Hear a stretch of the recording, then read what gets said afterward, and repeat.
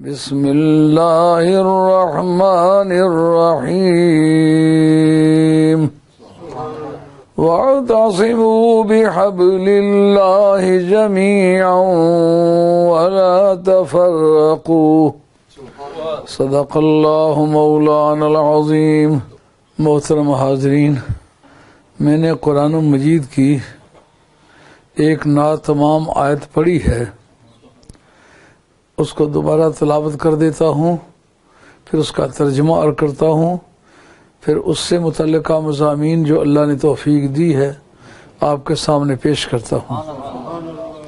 اللہ کریم فرماتے ہیں وَاعْتَصِمُوا بِحَبْلِ اللَّهِ جَمِيعًا، تم سارے کے سارے لوگ اللہ کی رسی کو مضبوطی سے پکڑ لو، وَلَا تَفَرَّقُوا، اور آپس میں مت بکھرو، اکٹھے ہو کے رہو۔ یہ ایک اسلام کی داخلہ پالیسی ہے اور ایک اسلام کی خارجہ پالیسی ہے۔ اس میں قرآن کہتا ہے لا يتخذ المؤمنون الكافرین اولیاء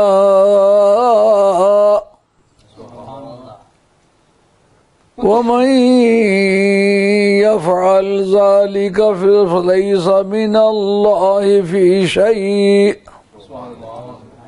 یہ خارجہ پالیسی ہے کہ تم جو دشمن ہیں ان کو دوست مت بناؤ، کافروں کو دوست مت بناؤ۔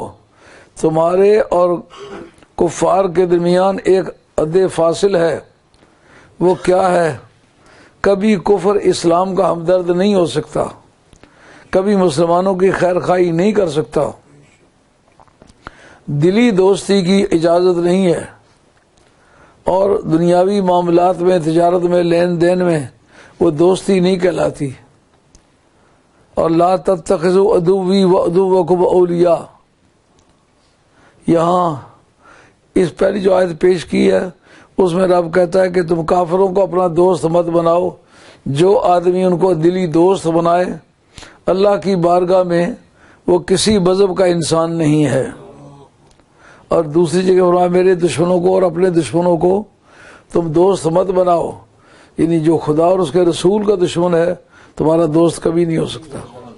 اور داخلہ پالیسی یہ وَاعْتَصِمُوا بِحَبْلِ اللَّهِ جَمِيعًا،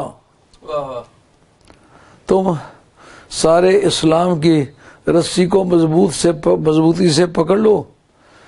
یہ ایسا ہے جیسے 14ویں رات کا چاند ہے، بادشاہ اپنے محل مقرس میں بیٹھ کے دیکھتا ہے، ایک راگیر راستے میں جاتے جاتے دیکھتا ہے، ایک جھونپڑے میں بیٹھنے والا اپنے بیت الاحزان میں غم کے جھونپڑے میں بیٹھے ہوئے دیکھتا ہے، لیکن جب چاند پر نظریں جاتی ہیں تو ساری اکٹھی ہو جاتی ہیں۔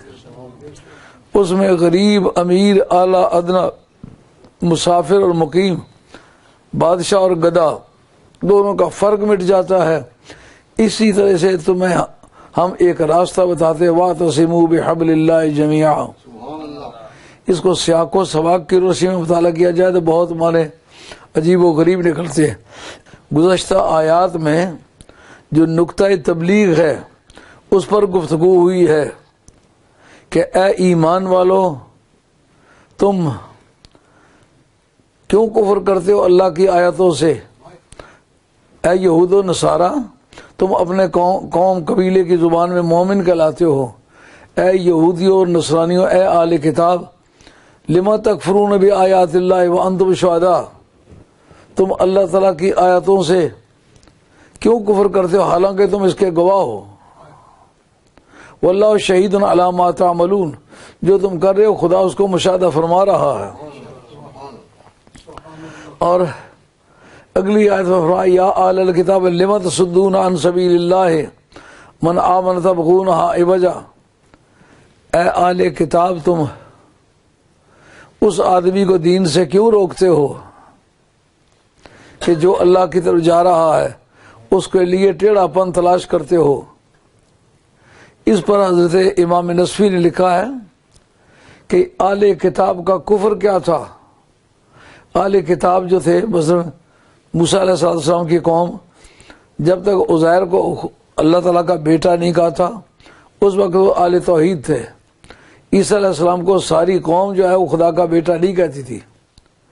ان میں ایک یونیٹیرین جو ہیں آج بھی خدا کو ایک وحدہ الا شریک مانتے ہیں اور حضرت عیسیٰ علیہ السلام کو خدا کا بندہ مانتے ہیں. تو کہا ان کا کفر کیا تھا؟ ان کا کفر تھا جو ان کی کتابوں میں سرکار کے اوصاف اور کمالات آئے ہوئے تھے ان کو ٹیڑھا کرنا، ان کو الٹ پلٹ کرنا، ان کے کنکاکشن کرنا، ان کو ڈسٹارشن کرنا.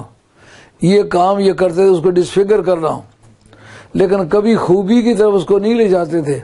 عیب کی طرف قریب کرنے کے لیے اس کے دلائل وہ مہیا کرتے تھے. تو کہا کہ تم کفر کیوں کرتے ہو؟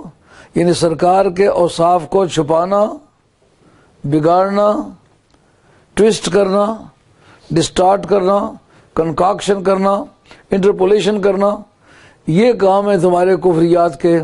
یعنی اس نے مصطفیٰ سے عداوت اور کمالات مصطفیٰ کو ٹیڑھا کر کے پستی کی طرف لانا، یہ تمہارا مضمون ہے. یہ کفر کیوں کرتے ہو؟ اور دوسرا کیا، تم اس کو کیوں روکتے ہو جو ایمان لائے؟ یعنی ایک کفر کرنا، دوسرا کافر بنانا، یہ دو کام ہیں تمہارے. اور مراد تمہاری کیا ہے؟ مراد تمہاری غلبہ ہے. تم یہ چاہتے ہو کہ اس طریقے سے ہم غلبہ حاصل کر لیں. غلبہ حاصل کرنے کا یہ طریقہ نہیں ہے. غلبہ حاصل کرنے کا طریقہ وَاعْتَصِمُوا بِحَبْلِ اللَّهِ جَمِيعًا. حضرت امام جعفر صادق رضی اللہ تعالیٰ سے روایت نقل کی ہے، امام ابن حجر مکی نے سوائے کے مورکہ کے اندر کہتے ہیں حبل اللہ سے مراد اولاد رسول ہے، آل بیت اطہار ہیں. یعنی جتنے بھی جھگڑے پڑے ہیں منکرین اہل بیت سے وہ شروع ہوئے ہیں. سب سے پہلا جھگڑا جو ہے وہ خوارج کا ہے. خارجیوں نے جو جھگڑا کیا ہے سب سے پہلے انہوں نے حضرت علی مرتضیٰ کو کافر کہا ہے. یعنی منکرین کا حرف آغاز جو ہے وہ انکار آل بیت ہے. اور پھر یہ کہ قرآن مجید کی آیت اس پر پیش کی، ان الحکم الا للہ. جناب مولا مرتضیٰ کا حوصلہ دیکھیے کہ انہوں نے قوم کی اکائیوں کو بکھیرنے کی بجائے جوڑنے کی کوشش کی. آپ نے فرمایا تم نے جو کچھ مجھے کہا ہے ان الحکم الا للہ، حکومت صرف اللہ کا حق اور کسی کا نہیں. جو انہوں نے باہمی جھگڑے کے وقت بات چیت کے موقع پر پنچ بنائے تھے، حضرت حیدر کرار اپنی طرف سے حضرت ابو موسیٰ اشعری رضی اللہ تعالیٰ کو بنایا تھا، اور انہوں نے عمرو بن العاص فاتح مصر کو بنایا تھا. ان دونوں نے مل کے جو آپس میں بات کی، اس بات پر خارجی ناراض ہوئے تھے کہ تم نے کمپرومائز کرنے کے لیے پنچ کیوں بنائے. ان الحکم الا للہ، فیصلے کرنے تو اللہ کا حق ہے. آپ نے فرمایا کلمۃ الحق و اریدہ بہا الباطل، کلمہ حق ہے لیکن مراد باطل لے رہے ہو. اس پر جناب عبداللہ بن عباس سے ان کو بات چیت کرنے کے لیے بھیجا. جب وہاں گئے انہوں نے کہا کس طرح کہتے ہو کہ پنچ بنانا شرک ہے؟ کہا تم نے دو شخصیتوں کو فیصلہ کرنے کا حق دیا، تو یہ فیصلہ کرنے کا حق دو چار بندوں کو دینا یہ حرام ہے. یہ کفریات میں سے تو نے کفر کیا ہے.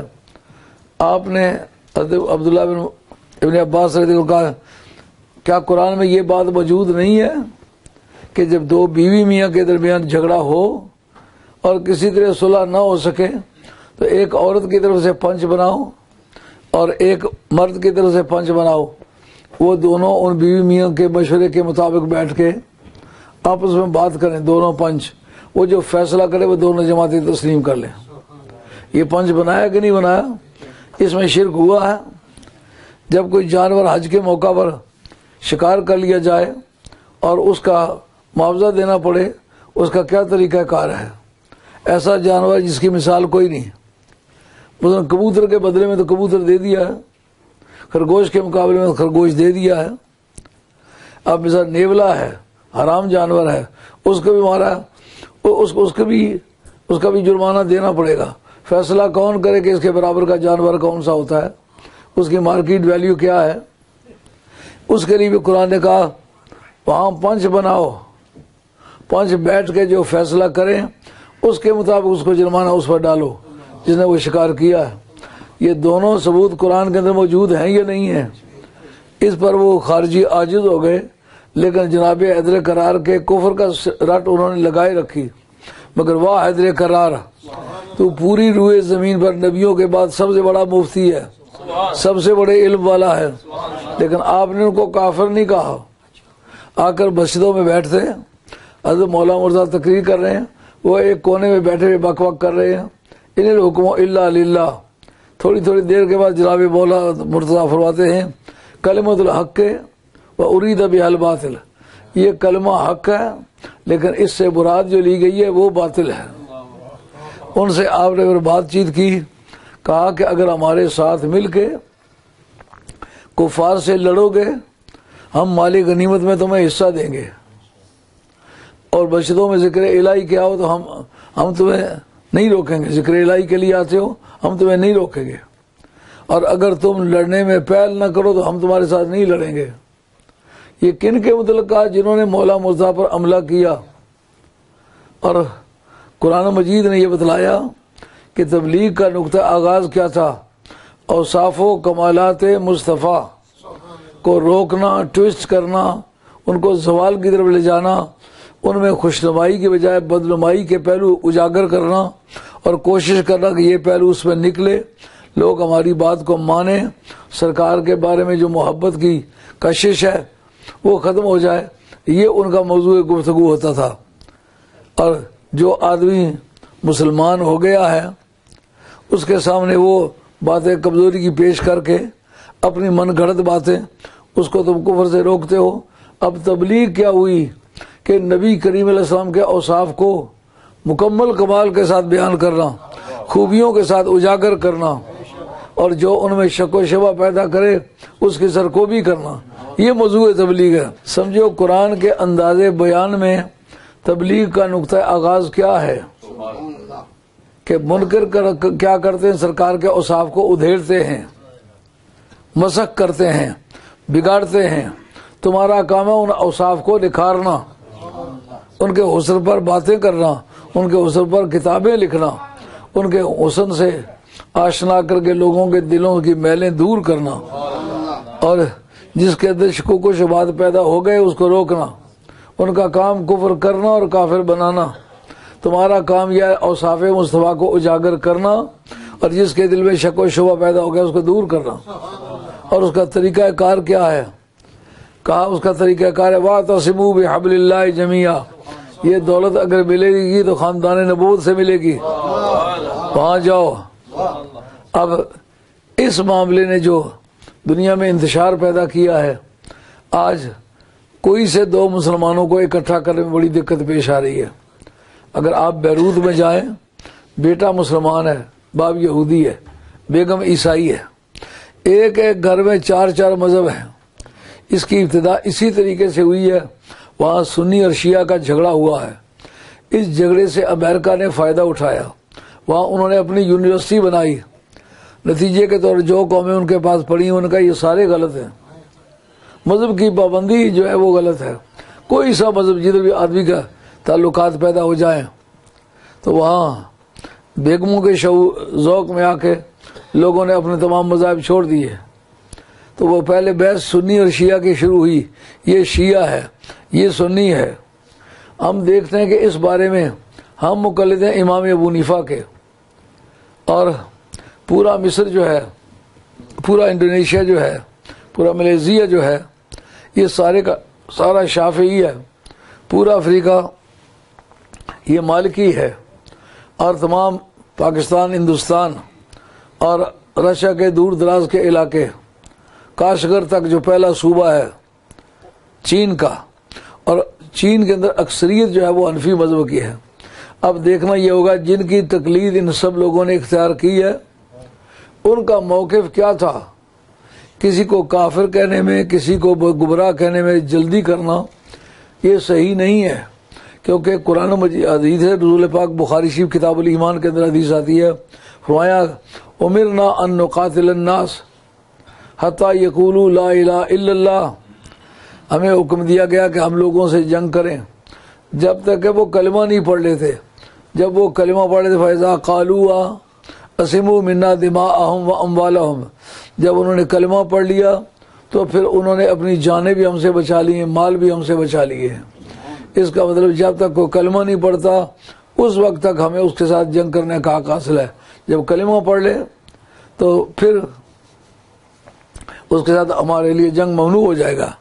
فرمایا سرکار نے کہ من صلی صلاتنا، جو ہمارے جیسی نماز پڑھے، وَأَكَلَ ذَبِيحَتَنَا، اور ہمارے ذبیحہ کھائے، وَاسْتَقْبَلَ قِبْلَتَنَا، اور ہمارے قبلے کی طرف منہ کر کے نماز فَهُوَ مُسْلِمٌ فَعَلَيْهِ مَا عَلَى الْمُسْلِمِ، اس کی ڈیوٹی وہی ہے جو مسلمان کی ڈیوٹی ہے، فَلَهُ مَا لِلْمُسْلِمِ، اس کا حق بھی وہی ہے جو مسلمان کا حق ہے۔ ان کے تحت غور کرنے سے پتہ چلتا ہے کہ بعض لوگ جو اس وقت کہتے ہیں مرزائیوں کو کافر نہیں کہنا چاہیے اس لیے کہ وہ کلمہ ہمارے والا پڑھتے ہیں، نماز ہمارے والی پڑھتے ہیں، ہمارے قبلے کی طرف منہ کرتے ہیں، اس کا جواب یہ ہے سب سے پہلے اسی مسئلے کا فیصلہ ہوا خلافت راشدہ میں۔ پہلا مسئلہ جو مرتد ہوئے تھے انہوں نے کلمے کا انکار نہیں کیا، انہوں نے زکوٰۃ کی فرضیت کا انکار کیا۔ اس کا مطلب کلمہ پڑھے لیکن کلمے کے تقاضے بھی پورے کرے، اگر کلمے کے تقاضے پورے نہ کرے تو کلمہ پڑھنے سے نجات نہیں ہوگی۔ سمجھ آئی بات؟ مرتدین جو یمن میں ہوئے ہیں، بحرین میں ہوئے ہیں، کعبہ شریف کے گرد و نواح میں ہوئے ہیں، جن لوگوں نے اسلامی برتری اور اسلامی دباؤ کی وجہ سے کلمہ پڑھا ہوا تھا اور وہ اندرونی طور پر مسلمان نہیں تھے، جو ہی سرکار کی رخصتی ہوئی انہوں نے سمجھا اب موقع ہے اسلام کے خلاف بغاوت کرنے کا۔ انہوں نے سب سے پہلے کیا کیا؟ زکوٰۃ کے ہم قائل نہیں ہیں، یہ فرض نہیں ہے، کلمہ پڑھتے تھے لیکن زکوٰۃ کی فرضیت کا انکار کیا۔ تو تمام صحابہ کرام بیٹھے، اجماع امت اس پر ہوا کہ اگر ایک آدمی کلمہ پڑھے لیکن کلمے کے تقاضے پورے نہ کرے، یعنی ضروریات دین میں سے کسی چیز کا منکر ہو جائے، اس کے کلمے کا پھر کوئی اعتبار نہیں ہوگا۔ مرزا قادیانی کے مطلب کہتے ہیں وہ کلمہ بھی ہمارے والا پڑھتا ہے، قبلے کی طرف منہ کر کے نماز پڑھتا ہے، لیکن دیکھنا یہ مسلمۃ الکذاب کے ساتھ پہلی جنگ ہوئی، مرتدین کی جنگ کے ساتھ ساتھ مسلمۃ الکذاب سے جنگ ہوئی۔ یہ زاران کا علاقہ ہے جو سعودی عربیہ میں یمامہ جس کو کہتے ہیں، یمامہ کا رہنے والا تھا وہ۔ اس نے حضور کے زندگی میں یہ کوشش کی کہ آپ ایسا کریں، جب تک آپ زندہ ہیں آپ سب کے نبی ہیں، رسول ہیں، لیکن آپ کی وفات کے بعد مجھے آپ اپنا نائب مقرر کر لیں۔ فرمایا ایسے تنکا اٹھا کے زمین سے، فرمایا اتنا بھی تجھے میں دینے کے لیے تیار نہیں ہوں۔ یہ عقیدہ کفریہ ہے۔ جس وقت دیکھا کہ وہ نمازیں کون سی پڑھتا تھا، نمازیں ہماری والی پڑھتا تھا، حج ہمارے والا کرتا تھا، ہمارے قبلے کی طرف منہ کرتا تھا، اذانیں ہمارے والی تھیں، سب قوائب جو تھے، نماز پڑھنا، روزہ رکھنا، حج کرنا، قبلے کی طرف منہ کرنا، یہ سب چیزیں اس کے اندر موجود تھیں۔ پھر جنگ کیوں ہوئی؟ نبی پاک علیہ الصلوۃ والسلام کے وہ مجتہد صحابہ، یعنی جو نئی بات اسلام میں پیش آئے اس کو قرآن و حدیث کے شواہد سے اس کا فیصلہ کر لینا، اس کے طریقہ استنباط انفر کرنا، مختلف آیاتوں سے مختلف حدیثوں سے چیز کا استنباط، اس کو ہم عربی میں استنباط کہتے ہیں، انگریزی میں اس کو کہتے ہیں انفر کرنا۔ اب انفر اس میں سے کرنے والے چوٹی کے آدمی پورے صحابہ میں حضرت مولا مرتضیٰ تھے، اور حضرت عبداللہ بن مسعود تھے، حضرت عبداللہ بن عباس تھے، جن کو خلفائے راشدین کی موجودگی میں استنباط کے لیے، انفر کرنے کے لیے اولیت دی گئی تھی۔ یہ وہ لوگ تھے، اس میں موجود تھے۔ ایک بھی ایسا آدمی نہیں تھا جو صحابہ میں سے مجتہد ہو، یعنی قانون سازی کی قوت رکھتا ہو، قرآن و حدیث کی براہ راست یا بالواسطہ جو مفہوم نکلتا ہے اس کو جانتا ہو تو وہاں موجود نہ ہو۔ سب نے موجودگی میں یہ فیصلہ کیا کہ مسلمۃ الکذاب کے مطلب کیا کیا جائے۔ ان کا وہ بالاتفاق کافر ہے، اور حضرت ابو صدیق رضی اللہ تعالیٰ عنہ سے کہا گیا جناب یہ فتنہ ارتداد جب مکہ شریف کے چاروں طرف، مدینہ شریف کے چاروں طرف یمن سب سے پہلے وہ لوگ تھے جنہوں نے ایمان لانے میں جلدی کی تھی. سرکار نے فرمایا الایمان یمانی والحکمت یمانیہ، ایمان یمنی ہے، کیونکہ انہوں نے سرکار کے میلاد والی تاریخ کو، جو ابابیلوں کو دیکھا وہ ہاتھیوں کو بم مار کے، کنکریوں کے بم مار کے ٹکڑے ٹکڑے کر کے پھینک دیا. انہوں نے سمجھ لیا کہ یہ کوئی اللہ والا ہے جس کے بازوؤں میں یہ طاقت ہے، وگرنہ ابابیل ہاتھی مارا کرتے ہیں. ابابیل کا ہاتھی سے کیا رشتہ ہے؟ اس لیے انہوں نے ایمان لانے میں جلدی کی تھی. اس لیے رب کریم نے فرمایا الم تری کیف فعل ربک، نہیں دیکھا کہ تیرے پالنے والے نے ہاتھیوں والوں سے کیسا سلوک کیا. یعنی رب کعبہ بن کے ہم نے ان کو مارا نہیں، ہم نے رب محمد بن کے مارا ہے. اس وجہ سے یمنی لوگ جو تھے وہ ایمان جلدی لائے تھے. یمن میں بھی ارتداد پورے جوبنوں پر آیا. بحرین اس وقت دور ترین کا علاقہ تھا مدینہ شریف سے، تقریباً یہ وہاں سے کوئی 1300-1400 میل یا اس سے بھی زیادہ بنتا ہوگا. یمامہ میں صرف اسی فاصلے کو ماپنے کے لیے مدینہ شریف سے میں یمامہ گیا تو وہ ان کے گاڑیوں پر میٹر یا میل جو بھی کچھ لکھا تھا 1300 بنتا تھا. تو اتنے دور کا علاقہ، وہاں بھی وہ ارتداد پہنچا. تو جب ارتداد اتنے جوبنوں پر پہنچا تو پھر سوال اٹھا کہ مدینہ شریف کی راکھی کون کرے گا.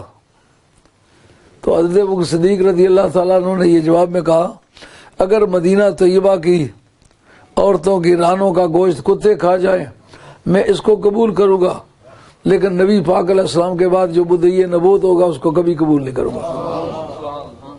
اس کا مطلب جو آج مرزا قادیانی یا اس کے ساتھیوں کے بارے میں سوال اٹھتا ہے اس کا جواب پہلی تاریخ دے دیا گیا ہے. نمازیں یہی پڑھتا تھا. اب انہوں نے پھر کام کیا کیا ان کے پہچاننے کے لیے یہ ایماندار ہیں یا بے ایمان. ان کا جب ایک دوسرے کے سامنے جاؤ تو ایک کاشن بولو. کیا کاشن؟ کہ یا محمد آ. کیا مطلب جب کلمہ پڑھنے والے بے ایمانوں سے واسطہ پڑ جائے، نمازی قسم کے بے ایمانوں سے واسطہ پڑ جائے، قبلے کی طرف منہ کر کے وہی الحمد شریف اور وہی کل شریف پڑھنے والے سے بے ایمان سے واسطہ پڑ جائے، اس وقت یا رسول اللہ کا نعرہ لگاؤ، پھر حق حق اور باطل باطل ہو جائے گا. میں نے آپ کے سامنے 4 ائمہ کے نام سے مختلف ممالک کا نام لیا. امام مالک کے ساتھ نسبت دکھائی ہے افریقہ کی، اور پورا مصر، پورا انڈونیشیا اور پورا ملیشیا اور پورا تھائی لینڈ، کمبوڈیا، برما، ان سب ملکوں میں مذہب شافعی ہے.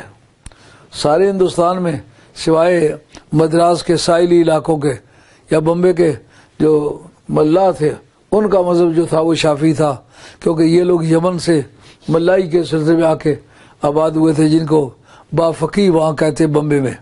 بافقی یہ بازاروں میں دکانوں پر بھی لکھا ہوتا ہے بافقی. یہ وہی بافقی ہیں جو یمن سے آئے تھے.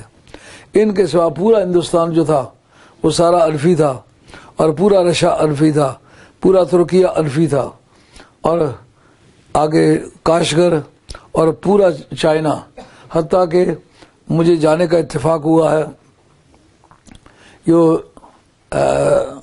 جزیرہ پہلے انہوں نے کرائے پر لیا ہوا تھا، چین کا جزیرہ ہے، تو اس جزیرے تک وہ مذہب حنفی آیا ہے. مجھے وہاں تک جانے کا اتفاق ہوا ہے.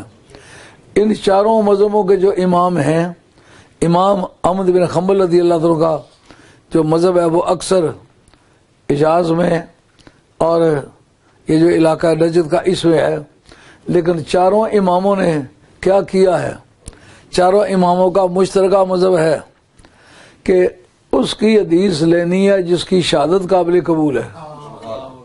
جس کی شہادت قابل قبول نہیں ہے اس کی حدیث نہیں لینی. اس پر سوال اٹھتا ہے کس کس کی آپ نے حدیث لی ہے؟ خارجیوں کی حدیثوں سے پورا بخاری اور مسلم دونوں.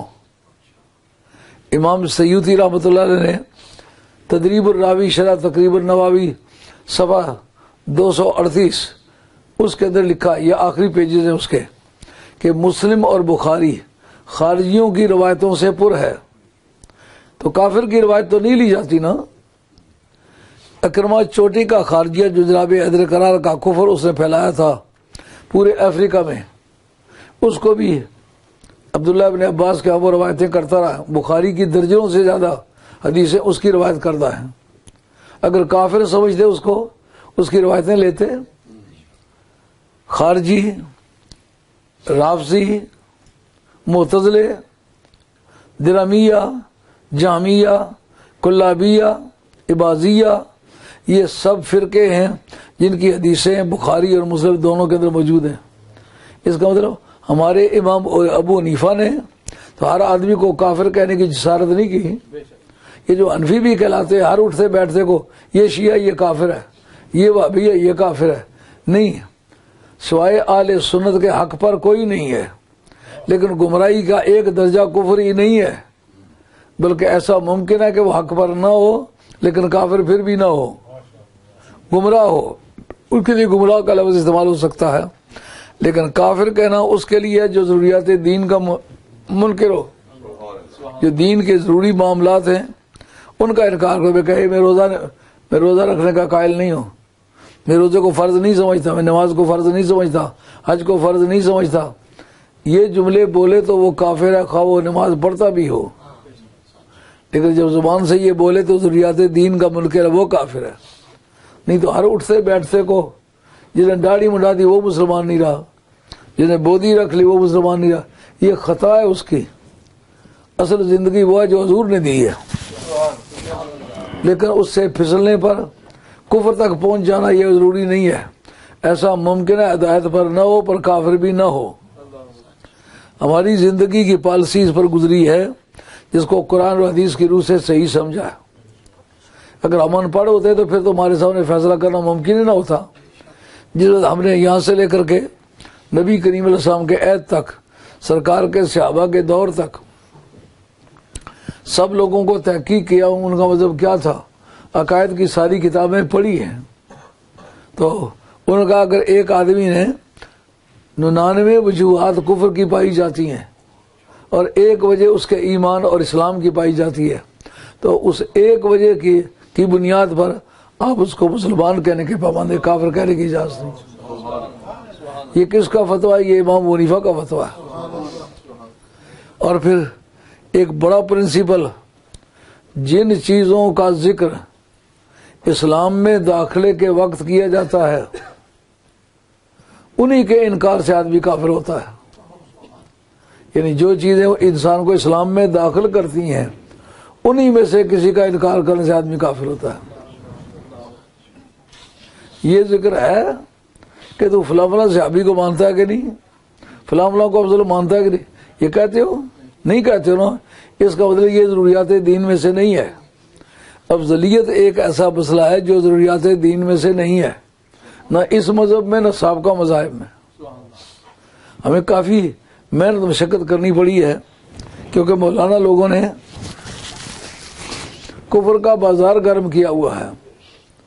ایک طرف دیوبندیوں کا انتہائی طبقہ ہے، جو بندہ دیوبندی نہیں ہے اس کو وہ کافر کہتے ہیں. ایک طرف شیعہ کے کچھ لوگ ہیں جو شیعہ نہیں ہے اس کو کافر کہتے ہیں. نہیں، نہ یہ شیعہ کو زیبا ہے، نہ وہابیوں کو زیبا ہے، نہ اہل سنت کو زیبا ہے. آپ دیکھیں حضرت غوث ثقلین تمام صوفیہ میں سب سے زیادہ ہائیلی کوالیفائڈ آدمی ہیں. معتزلہ کی تردید ان کے ہر واز میں ہے، لیکن کسی جگہ بھی آپ نے معتزلہ کو کافر نہیں کہا. علماء عقائد نے معتزلہ کی مذمت کی ہے جو خلق قرآن کے قائل ہیں، جو کہتے ہیں کہ قرآن اسی طرح مخلوق ہے جس طرح باقی مخلوق ہے. نہیں، ہمارا مذہب یہ ہے کہ ہر کلام متکلم کی صفت ہوتی ہے، جس صفت کا متکلم ہو اسی صفت کا کلام ہوتا ہے. چونکہ یہ کلام قرآن مجید جو ہے کلام باری تعالیٰ ہے، اللہ تعالیٰ کی ذات ازلی ابدی لم یزلی. یہ بات تو سمجھ میں آئی ہے نا. تکفیر کرنا، اپنے افراد کو گھٹانا، اپنے دوستوں میں کمی پیدا کرنا، یہ ائمہ کا مذہب نہیں ہے. تو سب سے زیادہ جس کو سرکار نے قاضی ہونے کی شان اپنے ہاتھ سے دی، حضور نبی کریم علیہ السلام نے جناب مولا مرتضی شیر خدا رضی اللہ عنہ کو یمن بھیجنا چاہا۔ عرض کیا یا رسول اللہ بما ترسلونی، آپ مجھے وہاں کیوں بھیج رہے ہیں؟ سرکار نے فرمایا قضیت کا قاضین، میں نے وہاں کا جج تمہیں مقرر کیا ہے۔ مفتی سے قاضی کے حقوق فائق ہوتے ہیں، اس کا علم مفتی کے مقابلے میں زیادہ بھی ہونا چاہیے۔ قاضی جب تک مجتہد کے درجے کو نہ پہنچتا ہو قاضی اس کو مقرر نہیں کیا جاتا، اس لیے جتنے بھی قاضی مقرر ہوئے مجتہد ان کو خواہ کہنا پڑے گا۔ اس عرض کے یا رسول اللہ لا ادری بل قضاء بین اثنین، یا رسول اللہ مجھے دو میں فیصلہ کرنے کا طریقہ ہی نہیں آتا، مجھے یہ نہیں پتا مدعی کو کہاں کھڑا کرتے ہیں، مدعی علیہ کو کہاں کھڑا کرتے ہیں، بیان مدعی سے شروع کرتے ہیں یا مدعی علیہ سے شروع کرتے ہیں، کس طرح بیان ہونے چاہیے، مجھے اس کا بالکل علم ہی نہیں ہے۔ اس بسا یدا علی صدرہی، سرکار نے اپنا دست گرامی ان کے سینہ بیکینہ پر پھیرا، ما شکک تو بادہ فی القضاء، کہنے کو تو لوگ کہتے ہیں میرا بھی ہاتھ ہے، سرکار کا بھی ہاتھ ہے، وہ ہاتھ کہاں سے لائے گا جو ایک نوجوان کے سینے پر پھر جائے، جو کہتا ہے مجھے پتہ ہی نہیں قضاء کا معنی کیا ہے، وہ پوری زندگی میں پھر وہ کسی فیصلے پہ غلطی نہ کھائے۔ مسٹر بلیک سٹون نے لکھا ہے there was no decision achieved by any judge which was not impugned or appealed against، کہ دنیا میں کوئی ایسا جج نہیں گزرا کہ جس نے فیصلہ کیا اس کے خلاف پر کوئی اپیل یا پٹیشن یا اس کے امپیونمنٹ داخل نہ ہوئی ہو۔ ایک علی ہے، his decision was never challenged، ان کا فیصلہ کبھی چیلنج نہیں ہوا، اکیلا ہی ہے کائنات میں جس کے فیصلے پر کبھی نظر ثانی نہیں ہوئی، وہ موجود ہے، وہ فیصلہ کرنے کا حق رکھتا ہے۔ لیکن آپ نے فرمایا مسجدوں میں آنا چاہتے ہو تو میں منع نہیں کرتا، ذکر الہی کرو منع نہیں کرنا چاہتا، اور اگر تم لڑائی میں ابتدا نہ کرو تو میں تم سے پہل لڑنے میں پہل نہیں کروں گا، اور اگر ہمارے ساتھ مل کے کفار سے لڑو گے تو مال غنیمت میں حصہ بھی دوں گا۔ اس سے بڑھ کر اور کیا فراخ دلی کی نشانی ہو سکتی ہے کہ اتنا علم ہوتے ہوئے جن کو سرکار نے قاضی بنایا انہوں نے کافر نہیں کہا۔ ہر شخص کو کافر کافر کافر کہتے جانا، اٹھتے بیٹھتے کافر کہتے جانا، یہ مسلمان کا شیوا نہیں ہے۔ اس سے مسلمانوں کی تعداد دن بدن گھٹ رہی ہے۔ کہتے وقت یہ عام بیانوں میں ہماری لیوریج روڈ والی مسجد میں ایک مرد ناداں ہیں، وہ کافی سخت گوئی میں امتیاز رکھتے ہیں، وہ سمجھتے شاید یہ بہادری کا کام ہے، ان کا شیعہ کافر وہابی کافر۔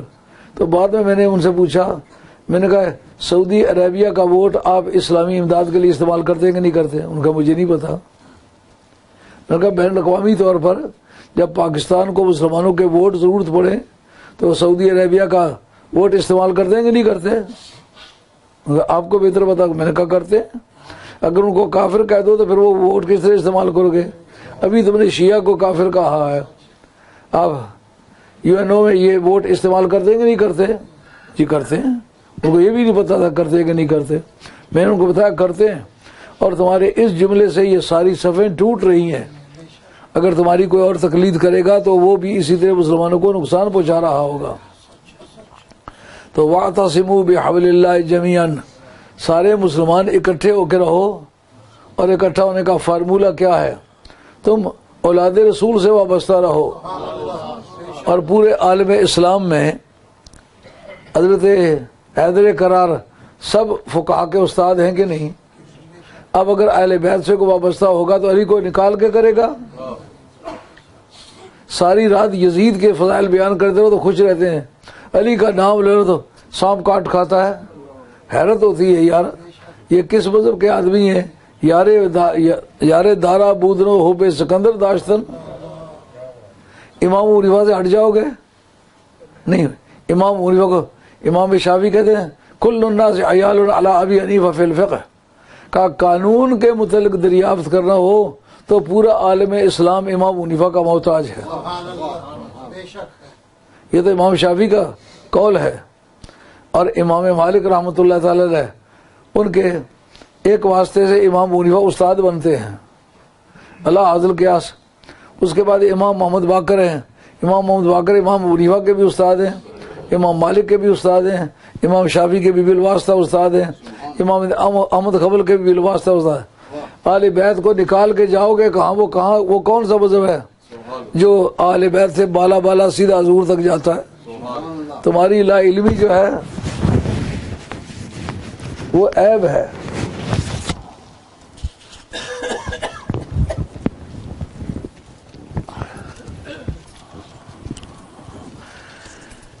یہ اپنے 10 پاؤنڈ کاٹ لو، میرے 10 پاؤنڈ واپس کر دو۔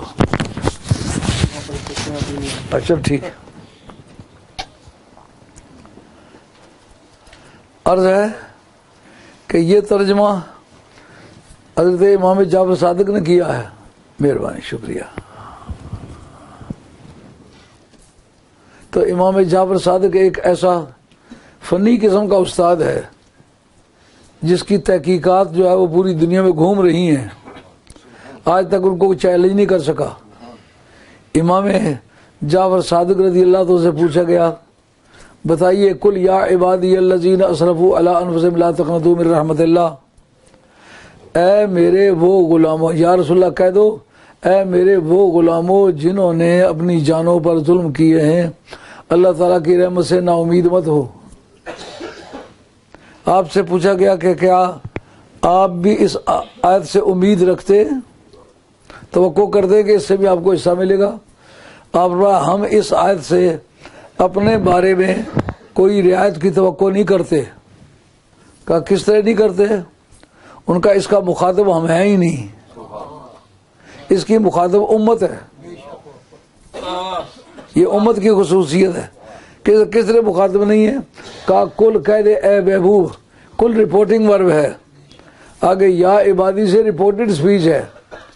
رپورٹڈ سپیچ جو ہے یہ مقولہ کل ہوتی ہے، یعنی اس جگہ متکلم جو کلام کرنے والا اس کا کلام شروع ہوتا ہے۔ کل جو ہے یہ باری تعالیٰ کا کلام ہے۔ آگے یا عبادی سے یہ مدینے والی سرکار کا کلام ہے۔ آپ کو دیکھنا ہوگا کہ کون سا حصہ خدا کا کلام ہے، کون سا مدینے والی سرکار کا کلام ہے۔ یا عبادی سے سرکار کا کلام ہے، یا ضمیر متکلم ہے، واحد مذکر کی ضمیر ہے۔ اے میرے غلاموں، فرمایا اولاد غلام نہیں ہو سکتی۔ اگر کوئی لڑکا وہ خریدے بعد میں دریافت ہو یہ تمہارا بیٹا ہے، اسی وقت آزاد ہو جائے گا۔ اولاد ہو تو غلام نہیں ہو سکتا، سمجھے بات؟ اے میرے غلاموں، اس سے مراد نبی پاک کے تمام کلمہ گو ہیں۔ وہ ایک بیہودہ انسان مجھے لکھتا ہے کہ تم علی کو امتی نہیں سمجھتے۔ یار ایک معنی وہ امتی ہیں اور ایک معنی میں امت نہیں ہے، من وجہ امتی ہیں، من وجہ غیر امت ہے۔ اس کا ثبوت کہا یا عبادی میں صرف امت مراد ہے، آل بیت مراد نہیں ہے، کیونکہ آل بیت جو ہے رسول اللہ صلی اللہ علیہ وسلم کی اولاد ہے۔ یہ مسئلہ ہمارے اسلامک سویلائزیشن کا، اسلام میں جو سول لا ہے وہ کہتا ہے اگر ایک آدمی گیا ہے، جا کر منڈی سے ایک غلام خرید کے لے آیا ہے، بعد میں دریافت ہوا انقلابات کے زمانے میں ایک تمہاری بیوی تھی، عاملہ تھی، تم ادھر آ گئے تو وہ ہندوستان میں رہ گیا تھا، تو وہ بچہ جو ہے بعد میں پیدا ہوا، یہ تیرا بچہ ہے، شہادت گزر گئی، بچہ ہونا ثابت ہو گیا، اسی تاریخ وہ بچہ آزاد ہو جائے گا۔ کیوں؟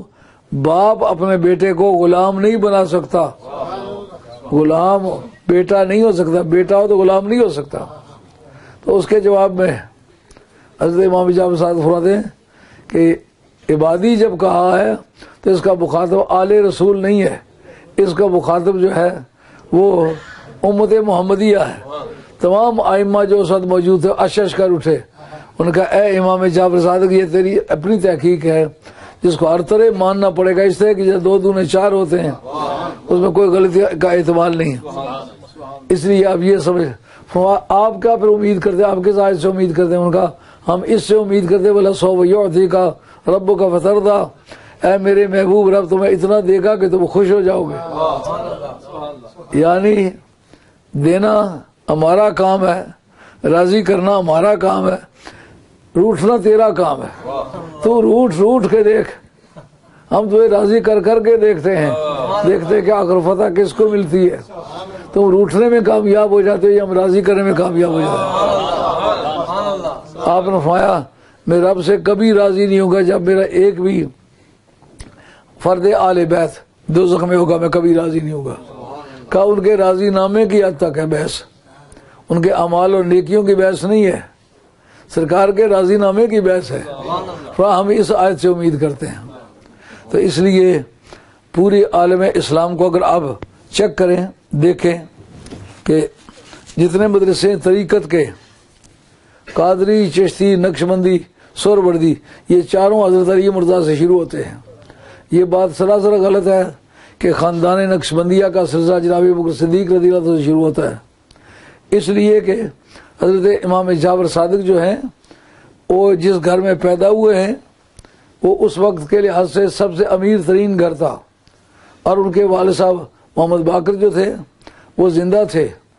یہ کہتے ہیں جنہوں نے پالا جناب قاسم کا 104 میں انتقال ہوا ہے، اور آپ کے والد واجد حضرت امام جعفر صادق حضرت محمد باقر کا جو وصال ہے وہ 118 میں ہوا ہے۔ پھر پالنے کا کام کون کرتا ہے؟ کہ چھوٹے رہ گئے تھے اس لیے نانے نے پالا ہے، یہ سراسر غلط ہے۔ نانا پہلے فوت ہو گئے تھے، باپ بعد میں فوت ہوئے۔ اور میرے پاس کتاب ہے جو حضرت خواجہ موسوی رحمۃ اللہ تعالی کی کتاب ہے، افادات عثمانیہ اس کا نام ہے۔ سید علی اکبر شاہ صاحب دہلوی اس کے لکھنے والے تھے، اور خواجہ عثمان دامانی سلسلہ عالیہ نقشبندیہ مجددیہ کے مجدد گزرے ہیں۔ انہوں نے اپنی کتاب کے اندر لکھا ہے کہ حضرت امام جعفر صادق کی جو بیعت ہے نا طریقت کی، وہ اپنے باپ کے ساتھ ہے، اور ایسا ممکن ہے کہ حضرت قاسم نے ان کو ایسے بیعت کی اجازت دی۔ بیعت ان کی ان کے ساتھ نہیں ہے، بیعت طریقت اپنے والد صاحب کے ساتھ ہے۔ والد صاحب کے ساتھ ہو تو وہ مرید ہیں اب محمد باقر کے، وہ مرید ہیں امام زین العابدین کے، وہ امام حسین کے، وہ حضرت علی مرتضیٰ کے۔ تو پھر بتاؤ طریقہ کدھر جائے گا؟ جدھر بیعت طریقت ہے طریقت ادھر جائے گی۔ اس لیے قادری، چشتی، نقشبندی، سہروردی، شاذلی، بدوی، زنجانی، خلوتی، اشتاریہ، درکاویہ، دندراویہ، سارے کے سارے جو ہیں وہ مرید ہیں آل بیت کے، اور بڑے مشہور ہیں قرات سبع اور قرات عشرہ۔ ہر دو قراتوں کے امام حضرت مولا مرتضیٰ ہیں۔ ان کے مشہور شاگرد ہیں حضرت ابی بن کعب، جنہوں نے پہلا مدرسہ مدینہ شریف میں قرات کا شروع کیا تھا۔ اس کے بانی جو ہیں وہ حضرت مولا مرتضیٰ کے مرید بھی ہیں اور شاگرد بھی ہیں۔ ان کا نام ہے ابی بن کعب۔ پوری امت مسلموں میں سب سے زیادہ خوش آواز وہ آدمی تھے، انہوں نے قرات جناب حضرت قرار سے سیکھی تھی۔ 4 طریقے فقہ کے، مالکی، حنبلی، حنفی، شافعی، یہ چاروں کے چاروں بالواسطہ یا بلا واسطہ آل بیت کے شاگرد ہیں۔ تو پھر کس طرح بھاگنا ممکن ہوا؟ تسمو بحبل اللہ جمیعا، ان چاروں میں سے کسی ایک کی طرف جائے گا تو وہ آل بیت کی طرف جائے گا۔ یہ جتنی گمراہیاں پھیلی ہیں غیر مقلد ہو کے پھیلی ہیں، اور ہمارے فقہا کی ایک تحقیق ہے اجماع کی بحث میں کہ اجماع مرکب بحث ہے، اجماع مرکب کی، یعنی بنیادی اصولوں میں وہ سارے سلسلے آپس میں متفق ہیں۔ کون کون سے؟ امام شافعی، امام ابو حنیفہ، امام مالک، امام احمد حنبل، یہ چاروں کے چاروں جو ہیں اصولیات پر متفق ہیں، جو فنڈامنٹل پرنسپلز ہیں ان کے سب میں متفق ہیں۔ آگے جزیات میں ان کا آپس میں اختلاف ہے۔ کا جزیات میں اختلاف وہ اس وجہ سے ہے، مثال کے طور پر ایک آدمی کہتا ہے کہ اپریل میں دھوپ میں بیٹھنا چاہیے، مگر کہاں؟ انگلینڈ میں ہو تو اگر سردی ہو تو دھوپ میں بیٹھے، لیکن اگر پاکستان میں ہو تو دھوپ میں بیٹھے تو کام ٹھکانے آ جائے گا۔ موسم کے لحاظ سے، جغرافیہ کے لحاظ سے، طبیعت کے لحاظ سے، ایک کو طبیب کہتا ہے تم چلوں کی دال مت کھانا، دوسرے کو کہتا ہے تم نے گوشت مت کھانا۔ تو یہ ان کے طباع کے لحاظ سے یہ اختلاف ہے، یہ کوئی اصولی اختلاف نہیں ہے۔ اس طرح ان ائمہ اربعہ میں جو اختلاف ہے وہ جزیات میں ہے، اصولیات میں یہ سارے متفق ہیں۔ اس لیے 5واں مذہب کوئی نکالے گا تو وہ بدعتی ہوگا، اور کسی لحاظ سے بھی اس کو سنی نہیں کہا جا سکے گا، وہ بدعتی ہوگا۔ اب یہ جو نئے نئے مذہب شروع ہو رہے ہیں، کہتے ہم کسی بزرگ کو نہیں مانتے، ہم کسی کے مقلد نہیں ہیں، اس کا مطلب تو غیر مقلد ہو.